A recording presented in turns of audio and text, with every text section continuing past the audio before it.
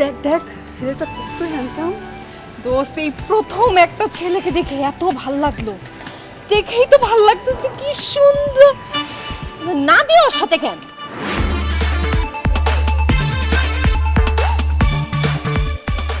নাদিয়া, তোর সমস্যা কি বলতো? তুই ভার্সিটির পরিবেশ নষ্ট করতেছিস কেন? এসব তুই কি বলছিস মিম? আমি কিভাবে ভার্সিটির পরিবেশ নষ্ট করলাম? ও, তুই কিভাবে নষ্ট করতেছিস জানিস না? ভার্সিটি এরিয়ার মধ্যে একটা ছেলের হাত ধরে ভার্সিটি ঢুকতেছিস, পরিবেশ নষ্ট হচ্ছে না? এক্সকিউজ মি, আমি নাদিয়ার হাত ধরে ভার্সিটিতে ঢুকলে ভার্সিটির পরিবেশ কিভাবে নষ্ট হয়? কিভাবে পরিবেশ নষ্ট হয় বুঝেন না? আপনার মতো একটা স্মার্ট হ্যান্ডসাম ড্যাশিং ছেলের হাত ধরে অন্য একটা মেয়ে এইভাবে ঘোরাঘুরি করলে আমাদের লোভ লাগে না? মানে বুঝলাম না, লোভ লাগবে কি জন্য? আমাদেরও তো তখন ইচ্ছা করে আপনার মতো একটা হ্যান্ডসাম ড্যাশিং ছেলের হাত ধরে ভার্সিটি আসি, ভার্সিটির ক্লাস বাদ দিয়ে তার সাথে চুটাই প্রেম করি। তাহলে তো এখানে নাদিয়ার কোনো দোষ নেই, দোষ হচ্ছে সব আপনার চিন্তা ভাবনায়, আপনার মনে। একদম ফালতু কথা বলবেন না। আমার চিন্তা ভাবনার সমস্যা মানে? সমস্যা হচ্ছে আপনার চোখে, সমস্যা আপনার মনে। আমার চোখে মনে সমস্যা মানে কি বলতে চান আপনি?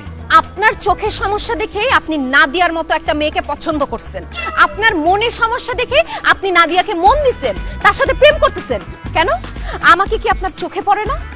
আমার মতো একটা সুন্দরী মেয়ের সাথে কি আপনার প্রেম করা যায় না? আপনি কি আমাকে ভালোবাসতে পারেন না? আমাকে গার্লফ্রেন্ড বানাইতে পারেন না? তা না করে কেন আপনি নাদিয়াকে গার্লফ্রেন্ড বানাইছেন? এই আপনার মতো সুন্দর হ্যান্ডসাম স্মার্ট ছেলেদের ভুল পছন্দের জন্য আমার মতো সুন্দরী মেয়েরা সিঙ্গেল থাকে। আমাদের তো 4-5টা বয়ফ্রেন্ড থাকার কথা। Shut up! আর একটা ফালতু কথা বলবেন না। নাদিয়া আমার গার্লফ্রেন্ড না। নাদিয়া আপনার গার্লফ্রেন্ড না? নাদিয়া, এই হ্যান্ডসামটা কে? আমার ভাই। হোয়াট? কি বললি? এই হ্যান্ডসামটা তোর ভাই? চেহারায় কোনো মিল নাই। ইয়েস, আমি নাদিয়ার ভাই। ছি ছি নাদিয়া, এইসব ফালতু মেয়েদের সাথে চলিস তুই? এইসব ফালতু মেয়েদের সাথে চললে তুই নিজেও ফালতু হয়ে যাবি। এটা তো প্রেম ভালোবাসার জন্য পুরো দেওয়ানা হয়ে আছে। এদের সাথে একদম মিশবি না। যা ক্লাসে যা, আমি গেলাম। বান্ধবী, আমি তো খাইছি। কি খাইছো? তোর ভাইয়ের উপর ক্রাশ খাইছি। কেমন আছেন ভাইয়া? এই কি কেমন আছে? ফালতু বেয়াদব ইতর অসভ্য, কোন সাহসে তুমি আমাদের বাসায় ঢুকছো? আর কি হয়েছে? কার সাথে চিল্লাচিল্লি করতেছিস? কার সাথে আবার চিল্লাচিল্লি করবো? আচ্ছা মা, তুমি বাসায় কেমন দারোয়ান রাখছো? এসব আলতু ফালতু মেয়েদেরকে বাসায় ঢুকতে দেয়? কই, মেয়েটাকে দেখে তো আলতু ফালতু বলে মনে হচ্ছে না। মাশাআল্লাহ মাশাআল্লাহ, কি সুন্দর লম্বা চওড়া দেখতে মেয়েটা। Thank you so much aunty আমাকে সুন্দর বলার জন্য। ওয়েলকাম মা। মা, মেঘের আড়ালে যেমন সূর্য থাকে, এই মেয়ের সৌন্দর্যের আড়ালে বেয়াদব লুকায় আছে। কি বলছিস তুই? মেয়েটা কি করছে তোর সাথে?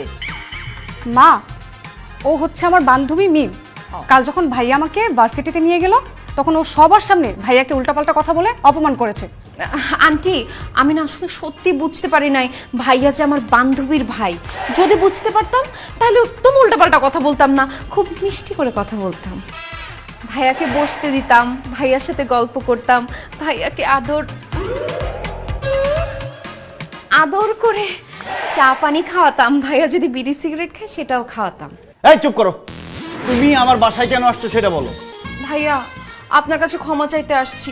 বিশ্বাস করেন, কালকে আপনার সাথে খারাপ ব্যবহার করার পর থেকে আমি একটুও ঘুমাতে পারি নাই। কালকে থেকে কিচ্ছু খেতে পারি নাই ভাইয়া। নিজেকে না অনেক পাপী মনে হচ্ছে। ভাইয়া প্লিজ আমাকে মাফ করে দেন, আই এম সরি। আর তোমার সাথে আমার আরি, আমি তোমাকে জীবনেও ক্ষমা করবো না। যাও। এভাবে বলবেন না ভাইয়া। আপনি যদি আমাকে ক্ষমা না করেন তাহলে আমি ঠিক মতো খেতে পারবো না, ঠিক মতো ঘুমাতে পারবো না, কোনো কিচ্ছু করে শান্তি পাবো না ভাইয়া। প্লিজ আমাকে মাফ করে দিন। দিব না মাফ, করবো না ক্ষমা আমি তোমাকে। যাও, এখান থেকে যেতে বলছি, যাও। না, আমি যাবো না। আপনি আমাকে মাফ না করা পর্যন্ত আমি এখানে চিল্লাপাল্লা করে কাঁদতে থাকবো। ভাইয়া, ও কিন্তু পাগল আছে। ওকে মাফ না করা পর্যন্ত এইভাবে চিল্লাচিল্লি করে কান্না করবে। মাফ করে দাও তো। হ্যাঁ বাবা, একটা মেয়ে মানুষ এভাবে কাঁদছে, দেখতেও তো কেমন লাগে। মাফ করে দে বাবা, মাফ। এই চুপ করো, যাও, তোমাকে মাফ করে দিলাম। থ্যাংক ইউ সো মাচ ভাইয়া। হ্যাঁ?